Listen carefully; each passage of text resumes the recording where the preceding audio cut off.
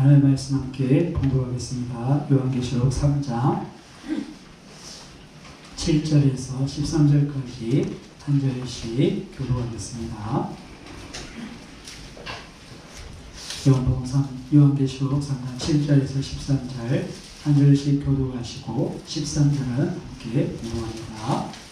빌라델비아 교회 사자에게 편지하라. 거룩하고 진실하사 다윗의 열쇠를 가지시니 곧 열면 닫을 사람이 없고 닫으면 열 사람이 없는 그가 이르시되 보시다가 내가 내 앞에 열린 문을 두었으되 능히 닫을 사람이 없으리라. 내가 내 행위를 아노니 네가 작은 능력을 가지고서도 내 말을 지키며 내 이름을 배반하지 아니하였도다.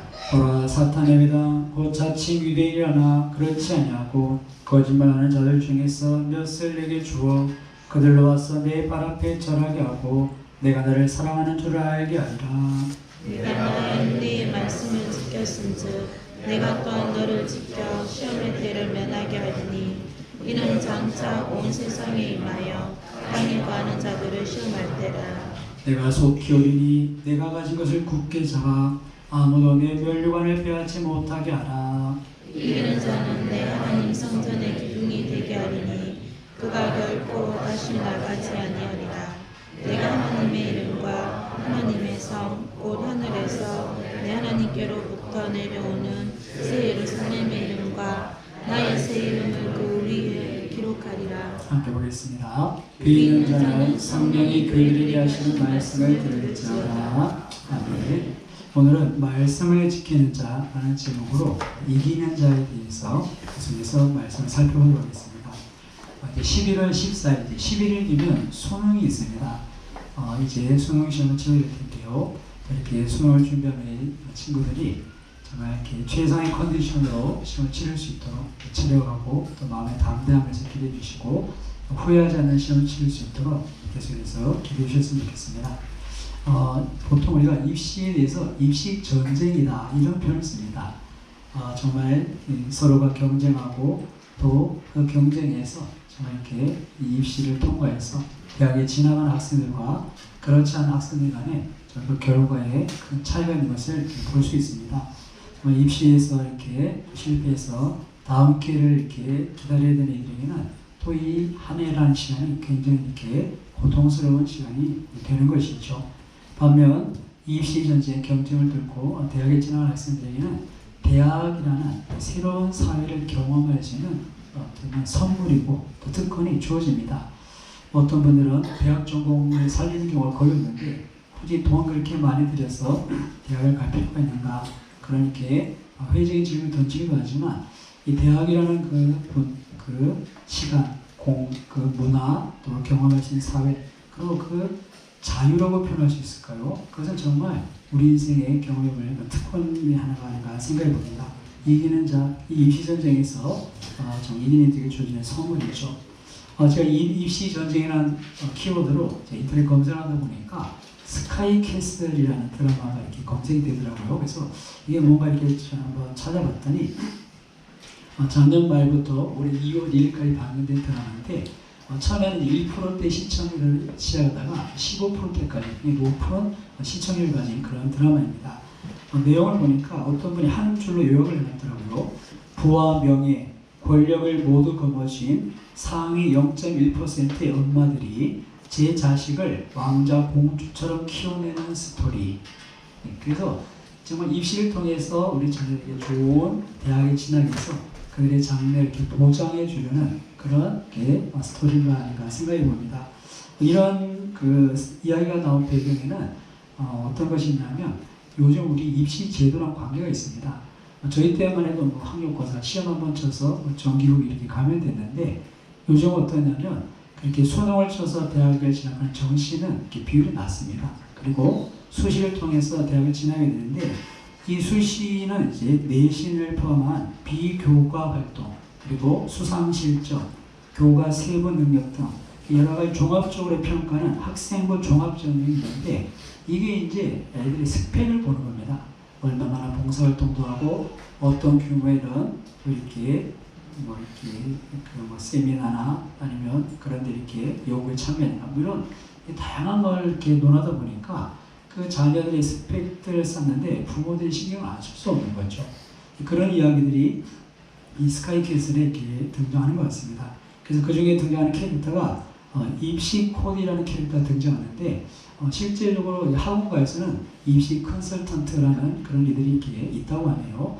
그래서 그들에게 어떻습니까? 학생이 부족한 과목에는 정말 이렇게 실력 있는 강사를 붙여주고 또 목표로 하는 대학에는 그 대학에 관한 특징들이 있습니다. 그래서 거기에 맞는 봉사활동이나 동아리들, 그래서 그런 것을 이렇게 이력에 딱 넣으면 입학사정관이 보면서 성적은 이렇게 안 중요하고 그런 활동력이 이렇게 비중이 크기 때문에 그것을 통해서 입학하는데 굉장히 큰 점수를 받는 그런 것들을 이렇게 보게 됩니다.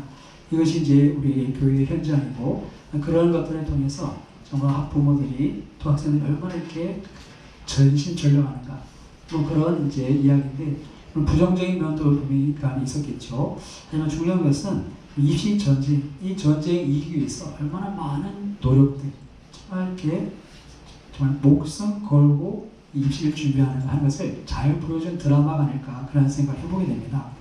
근데 여러분, 이 입시의 결과에 따라서 우리 희비가 걸립니다. 그렇죠? 정말 대학에 입학한 아이들과 떨어진 아이들의 그들의 표정과 그들의 마음을 충분히 이해할 수 있습니다. 근데 여러분, 우리가 신앙생활에서 치르는 영적 전쟁, 이 영적 전쟁의 승패는 더 큰 희비를 불러온다는 것을 기억하셔야 합니다. 우리가 입시생들이 이 입시를 준비하는 것처럼 그 학부형들이 아이들의 스펙을 쌓아주기 위해서 그렇게 노력하는 것처럼 우리가 신앙생활에 열중한다면 저와 여러분은 모두 이기는 자가 될 줄로 믿습니다. 그렇죠? 그렇게 이기는 자가 될 텐데 그런데 정말 우리가 그럼 이기는 자의 삶을 사는가? 우리가 이 영적인 전쟁의 결과를 너무 가볍게 여기는 것은 아닌가 생각해 보게 됩니다.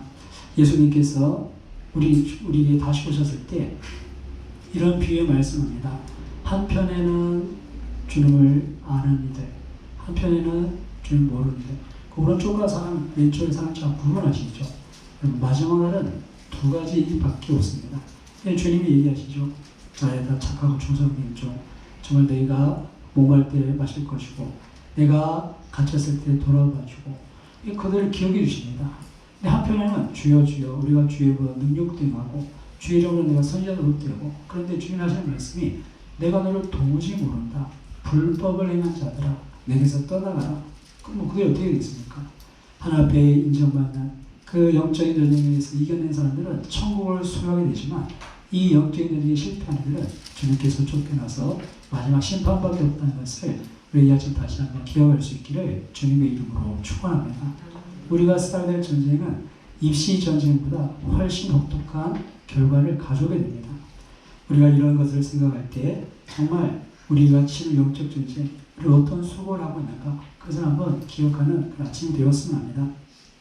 오늘 우리가 살펴볼 이 빌라델비아 교회는 이런 영적인 전쟁에서 이기는 자로서 인정받은 그런 교회입니다. 우리가 계시록을 잠시 살펴보고 있는데요. 요한계시록에는 소아시아의 7교회가 소개됩니다. 그 교회들 중에 우리가 앞서 살펴본 세 교회, 에베소 교회, 첫사랑을 잃어버렸다, 책망받고 사대 교회, 네가 살았다고 하는 실상은 죽은 자다. 로로아디아 교회는 내가 부자다, 내가 부족한 것이 없다. 하지만 네가 얼마나 아련하고 공고하고 비천한지 누림을 얻는지 그렇게 그들의 영적인 진단을 내리셨던 것을 살펴봤는데요.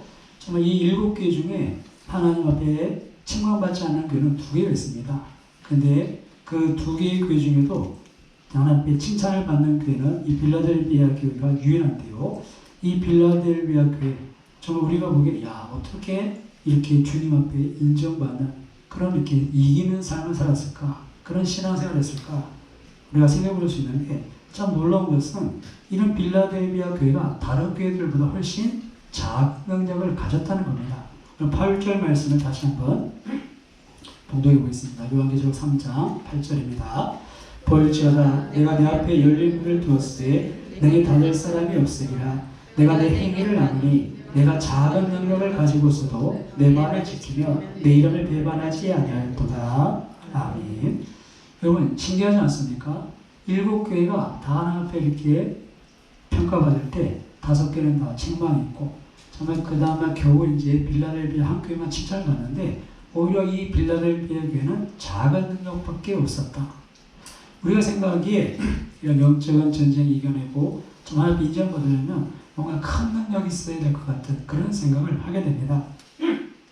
사실 이 빌라델비아 교회는 교회의 영향력 자체도 다른 교회보다 크지 않았습니다.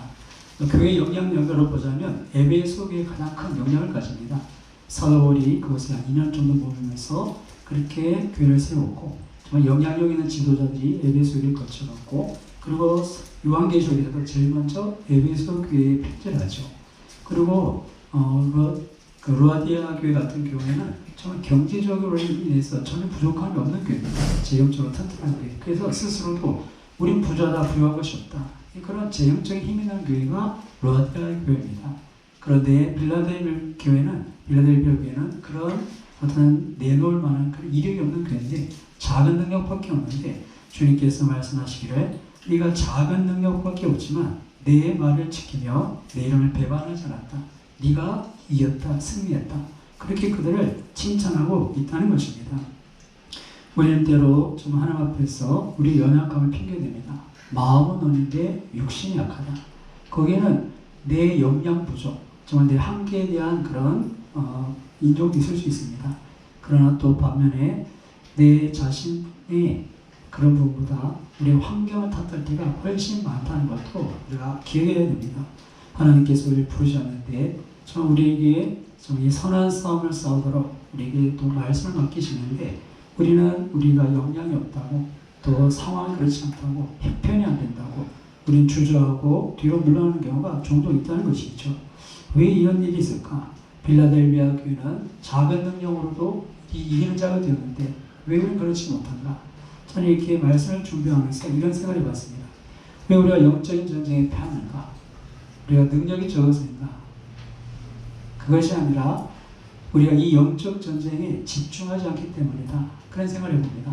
아까 말씀드린 것처럼 입시 전쟁을 치르기 위해서 학생들이 그렇게 수고하고 부모들이 그렇게 신경을 쓰는데 우리가 치러야 될 영적 전쟁에 대해서는 별로 관심이 없어요. 정말 이것이 얼마나 중요한 결과를 가져오는지 우리가 왜 반드시 이기게 되는지 그래서 우리가 잘 알지 못해서인지 모르지만 우리가 이 영적 생활에 대한 우리의 자세를 보면 물에 물 탄 듯 술에 술 탄 듯 정말 그냥 대충 그냥 구색만 갖추고 형식만 갖추고 주일날 교회 가서 눈도장만 찍는 그런 우리 모습이 아닌가 생각해 보게 됩니다. 사랑하는 여러분, 하나님께서 마지막 요한계시록을 통해서 우리에게 이기는 자가 되려고 얼마나 강력하게 요구하시는 것을 기억했으면 좋겠습니다. 우리가 2장부터 보시면 각 교회마다 주님께서는 이기는 자에 대한 이야기를 해주고 계십니다. 2장 7절 같이 한번 보시면 에베소 교회에 이런 말씀을 주시는데요. 2장 7절 같이 봉독해 보겠습니다. 위에 있는 자는 성령이 그들에게 하시는 말씀을 들을지어다. 이기는 그에게는 내가 하나님의 나무에 있는 생명나무의 열매를 주어 먹게 하리라. 아멘. 그럼 이기는 자에게 생명나무를 먹게 한다. 근데 반대로 치면 어떻게 된다는 겁니까? 반대로 치면 이 열매를 못 먹는다는 겁니다. 그게 심각한 문제죠. 보가모 교회에서도 서문학에서도 지금 이렇게 말씀하십니다. 2장 11절 같이 봉독해 보겠습니다. 귀 있는 자는 성령이 그들에게 하시는 말씀을 들을지어다. 이기는 자는 둘째 사망의 해를 받지 아니하리라. 아멘. 둘째 사망이 뭡니까? 요한계시록 20장에 가시면 우리가 다 주 앞에 서서 행위들 심판을 받는데 그 행위들 심판을 받아서 둘째 사망, 곧 불못에 던져진다. 지옥에 던져진 겁니다. 여러분, 이기는 자만이 이 둘째 사망의 해를 받지 않는 줄 믿습니다. 이기게 되는 겁니다. 지면 어떻게 되는 겁니까? 둘째 사망입니다. 우리가 지금 영적 전쟁을 너무 가볍게 해서는 안 됩니다. 이기는 자에게 둘째 사망해를 피하게 하겠다. 이게 하나님의 말씀입니다. 요한계시록 초대교회 핍박이 있는 그 가운데 믿음을 지켜가는 우리 성도들에게 격려하신 말씀이냐면 이기는 자는 둘째 사망해를 받지 않을 것이다. 내게 천국이 약속되어 있다. 그래서 그 소망을 가지고 이 상황을 이겨내라는 겁니다. 버가모 교회에 대해서도 주님께서 계속 말씀하십니다.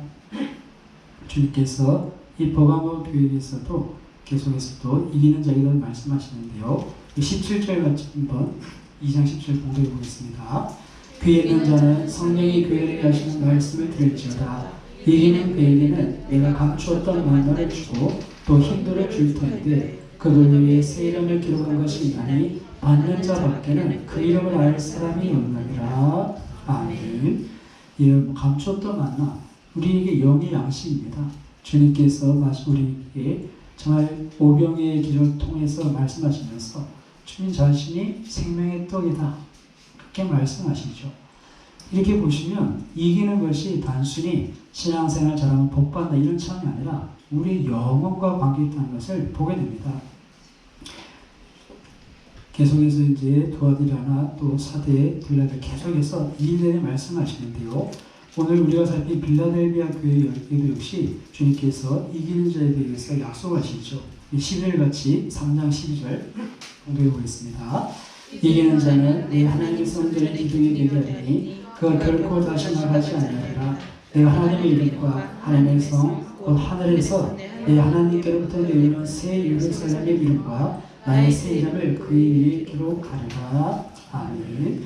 새 예루살렘의 이름, 우리에게 이기는 자에게 주신 약속이 분명히 있다는 것입니다.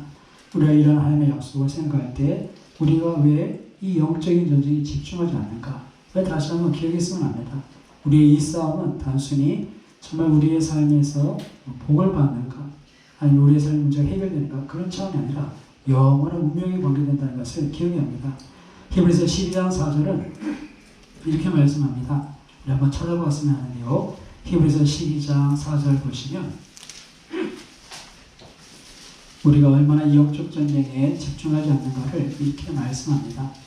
히브리서 12장 4절, 우리 같이 공부해 보겠습니다.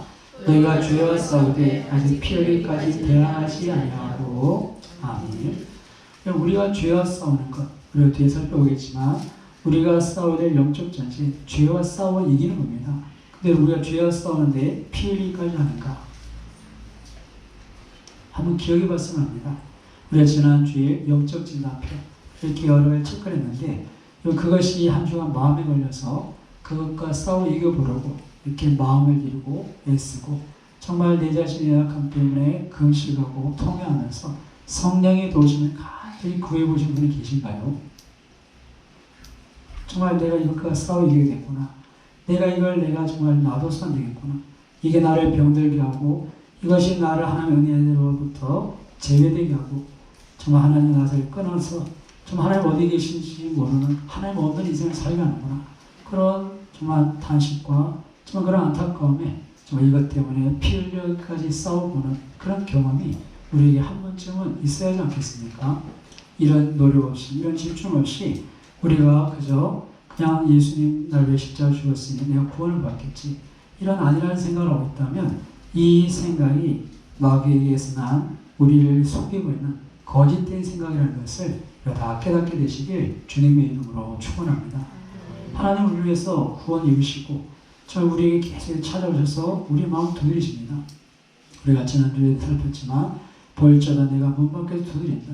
주님은 교회에 그 말씀 하시는 거예요. 교회에. 지금 우리가 주님 문 밖에서 아무 관계가 없습니다. 이 관계가 없다는 것은 우리에게 있어서는 의롭지 못하다, 그런 표현입니다. 성경에서 말하는 의는 바른 관계를 이야기할 때 의롭다, 그런 표현을 씁니다. 하나님과 바른 관계에 있지 않은 우리의 모습들, 그들의 마지막은 분명합니다. 그들에게는 심판받기 있지 않습니다. 여러분 기억해 보십시오. 예수님 우리를 위해 십자가에서 죽으시고 이렇게 피 흘리시기까지 하실 때 이유가 뭡니까? 우리의 구원을 이루시기 위해서 집중하셨죠. 하늘의 영광도 버리고 십자가에 죽기까지 그 모든 고통을 담당하시면서 우리 구원 이루셨습니다. 근데 우리가 두렵고 떨림으로 우리 구원을 이루시는 말씀 앞에 이 영적인 전쟁, 우리가 써야 될 싸움, 죄와 싸우기까지 피 흘리지 않는 것은, 그것은 정말 우리가 구원받은 자로서의 나타난 삶이 절대 아닙니다. 우리가 이 영적인 전쟁에 정말 이 죄와 싸우는데 피 흘리기까지 대항하지 않았다. 우리가 이 마지막 시대에 살면서 정말 우리의 모습을 다시 한번 돌아볼 수 있는 그런 하나님의 말씀 되시길 주님의 이름으로 축원합니다. 결과를 보더라도 분명하지 않습니까? 입시 전쟁에 입시를 통과하는 이들과 정말 낙방하는 이들, 그 결과가 그렇게 큰 차이가 나는데 하물며 이 영적인 전쟁, 이 신앙생활에서 실패하면 어떻게 되겠습니까? 우리에게 다시 한번 이 영적인 전쟁에 우리가 승리해야 되겠다는 그런 도전이 있었으면 합니다. 아까 말씀을 여러 읽었던 것처럼 이기는 자에게 주신 약속이 있고, 또 반면 정말 이 전쟁에서 실패하고 있는 정말 믿음에서 물러나는 자에게 주는 그런 도전도 있습니다. 우리 앞에 계속 살펴봤지만 주님 처방하시길 첫사랑을 가져라. 어디서 떨어졌는지 생각하고 첫사랑을 가져라. 그리고 열심을 내라. 회개하라. 죽도록 충성하라. 이것이 마지막 교회, 이 요한계시록 7교회를 통해 주시는 메시지입니다. 우리가 정말 느슨한 신앙생활, 어쩌면 우리 하나님과 관계없이 그렇게 살면서 나는 부자다, 부유한 것이 없다, 그렇게 말하는 우리에게 주님 말씀하십니다. 네가 어디서 떨어졌는지 생각해라. 열심을 내라. 회개하라. 죽도록 충성하라. 정말 다시 우리를 일깨우시려는 그 주님의 음성을 다시 한번 기억하셔서 죄와 싸우되 피 흘리기까지 할 수 있는, 어찌하든 이겨내는 그런 우리 모두가 되시기를 주님의 이름으로 축원합니다. 우리가 싸워야 될 싸움은 이겨야 될 싸움입니다.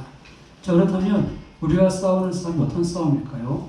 초대교회, 이 기적에 나타나는 교회들은 핍박, 그리고 그 가운데 배도, 정말 그들의 신앙을 끝까지 목숨을 걸고 지켜야 했습니다. 또 계속되는 그런 세속화, 정말 그들이 세상과는 사이에서 결단하는 그런 삶이 필요했죠. 그래서 정말 어떤 이들은 정말 이 세상으로부터 떨어져서 카타콤이란 지하 도시에서 평생 햇빛 한번 제대로 보지 못하고 그들의 믿음을 지키기 위해서 신앙했던 그 역사의 그런 기록들을 보게 됩니다. 그리고 초대교회가 싸워야 될 것 중에 하나가 이단인데요, 거짓된 가르침과 싸우는 것, 이것이 그들의 싸움이었습니다. 물론 우리에게도 이런 싸움이 필요하겠지만 좀 우리가 싸워야 될 싸움은 구체적으로 어떤 것이 있을까?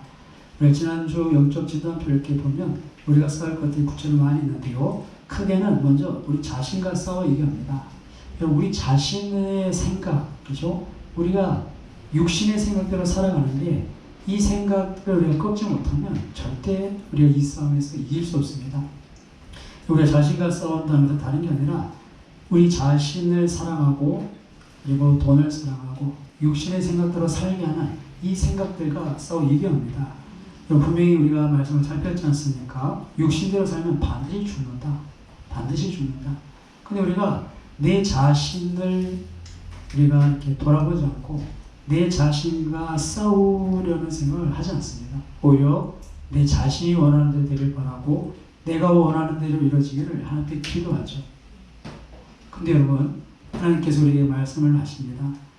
우리 속에 마음을 지켜야 되는데 우리 육신을 편하게 하는, 육신을 즐겁게 하는 삶을 생각하게 합니다. 이런 생각이 하나님께 난 것이 아니고 하나님과 원수된 것이라는 것을 다시 한번 기억하면서 내가 싸워야 될 내 자신이 무엇인가 한번 돌아봤으면 합니다. 두 번째로 우리가 싸워야 될 대상은 세상입니다. 여기저기 우리에게도 이 세속화라는 거대한 물결이 우리를 이렇게 흔들어 놓죠. 우리가 이 세상의 가치를 쫓는 것, 이것을 우리가 당연하게 생각해서는 안 됩니다. 여러분, 저와 여러분은 영원한 가치를 추구하는 줄 믿습니다. 우리는 영원한 생명이 있고 그것이라면 모든 것이 별 의미가 없어집니다. 어제 단일 기도 때 아프리카에서 선교하시는 박상환 선교사님 간증을 들었는데요, 전 처음에 이분이 남자인 줄 알았어요. 보시면 그래서 저는 이름도 박상환이라서 남자인 줄 알았는데 이렇게 찬양 맞추고 목소리 듣는 여자 목소리 들리면서 이게 뭐지 싶었는데 여자분이시더라고요. 근데 이분이 정말 이렇게 선교사로 가 있으면서도 정말 그가 이렇게 너무 힘들게 사셨어요. 보니까 정말 계란 하나 때문에 마음 상해서 남편은 성에다가 맨날 싸우고 뭐 그러던 분이 정말 하나 앞에 하나를 만나서 이렇게 회개하시고 정말 하나님께서 내가 너를 사랑한다. 내가 너를 성서로 불렀다. 내가 너를 통해서 그를 할 것이다. 그러니까 여지껏 남편 때문에 억지로 했는 줄 알았는데 좀 하나님 나를 사랑하시고 나를 부르셨구나. 그래서 그분이 이제 마음을 돌이키는 순간에 그 척박한 아프리카의 생활들, 먹을 것도 없고 제대로 사람은 근데 거기가 정말 알프스 같더랍니다. 정말 처음에 그 남편 되신 선교사님이 아프리카 초청할 때 여기가 아프리카의 알프스다. 뭐 그래가 뭐 강원에서 이렇게 왔는데 와서 보니까 알프스는 개뿔 그죠? 그 아프리카 못 사는 그 나라에 그저 방 안에 집 안에 도마뱀하고 막 이렇게 돌아다니는 그런 데서 이렇게 생활하는데 그런 가운데 그런 환경들이 주님께서 만나주시면서 정말 내가 너를 사랑한다. 내가 너를 불렀다. 너를 통해서 일하겠다. 그냥 하나님 만나고 나니까 생각이 바뀌는 거예요.